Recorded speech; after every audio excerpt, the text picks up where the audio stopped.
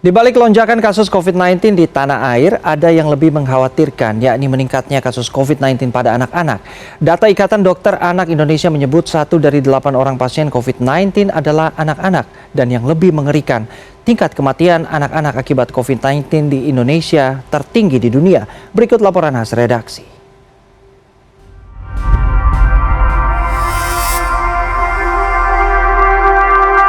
Berpikirlah 2 kali untuk mengajak anak Anda keluar rumah saat ini karena virus corona mengincar anak Anda.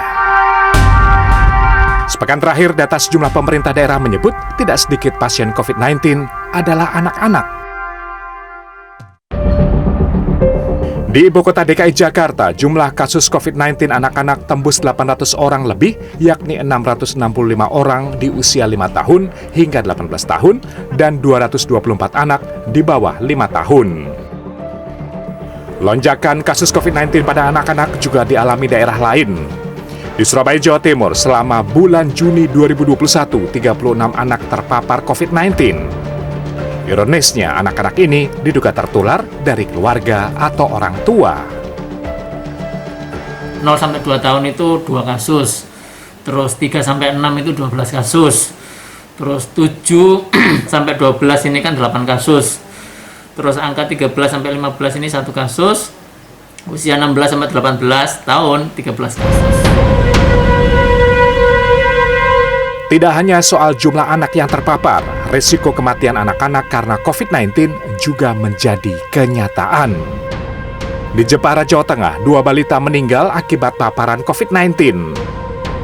Pada 13 Juni, balita berusia 4 bulan asal Pakisaji, Jepara meninggal dengan hasil PCR positif COVID-19. Dan pada 18 Juni, seorang balita berusia 8 bulan warga Kalinyamatan, Jepara juga meninggal akibat COVID-19. Di Kalinyamatan yang satu namanya ya 4 bulan sama 8 bulan kalau nggak salah, saya agak lupa datanya, sudah minggu kemarin itu memang ada bayi yang meninggal dengan terkonfirmasi COVID. Ya kalau biasa gejalanya ya seperti itu, kalau COVID batuk, pilek, panas, sesak itu. Lalu sebenarnya apa yang terjadi saat ini sehingga anak-anak mudah terpapar virus corona? Satgas COVID-19 menyebut anak-anak kemungkinan besar terpapar virus corona varian Delta yang berasal dari India.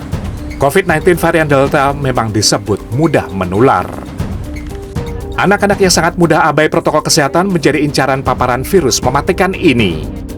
Kepala Bidang Pengembangan Profesi Perhimpunan Ahli Epidemiologi Indonesia, Mas Dalina Pane, meminta pemerintah dan masyarakat harus berfokus pada tindakan pencegahan, terlebih belum ada vaksin COVID-19 untuk anak-anak.